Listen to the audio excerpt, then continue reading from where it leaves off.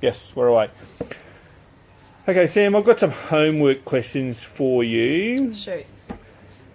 What's your understanding of the job requirements and the workload that this is going to put on you, being that you're not very conversant with IT equipment?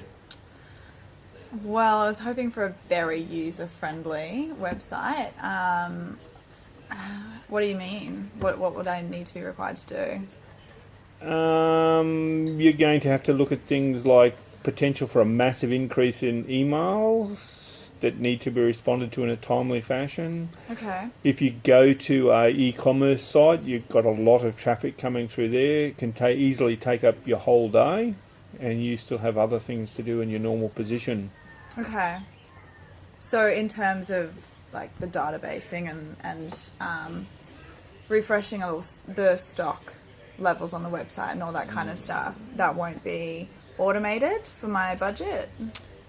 From your budget, no, but it will be automated or automatically tracked on the system, but you're still going to have to acknowledge each of the purchases and receipts going in and out, and follow-ups and deliveries and organising transport, those sorts of things.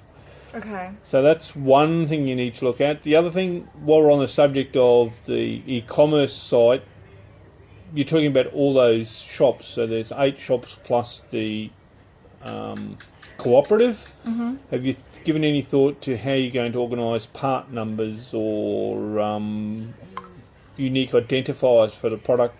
Who's going to look after those? Who's going to invent them? And who's going to maintain the register to make sure you don't have the same part number across 8 businesses? Good question. I guess that I would lean on the designers and then cross-check and make sure that... I mean, it totally depends on how quickly they come up with a new design and all that kind of stuff, I guess, yeah. Mm-hmm. All right, that's a good thought.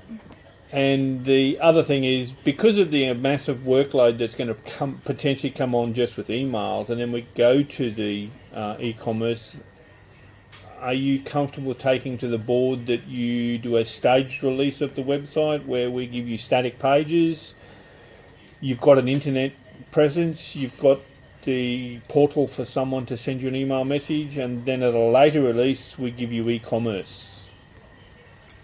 I think so. I think they'd be comfortable with a staged release. Mm-hmm. It depends whether the static pages will be additional costs or if doing it in one hit would be more cost effective.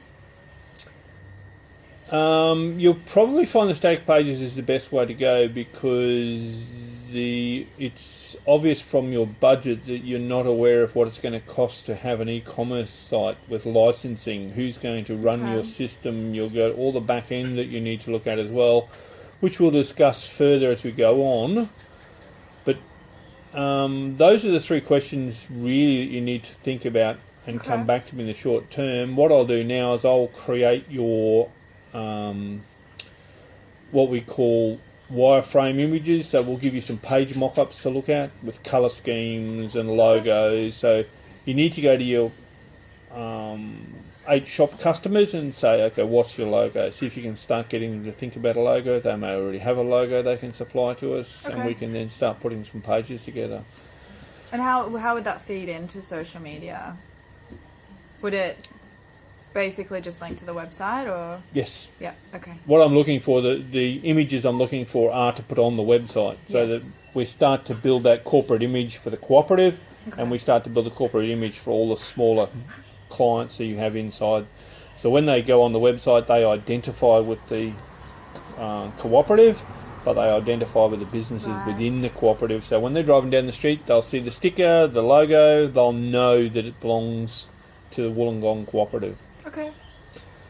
Okay, so I'll leave it at that, and you can come back to me with that information when you get it together. Not a problem. Thank you, Ken. Thanks, Sam. Bye.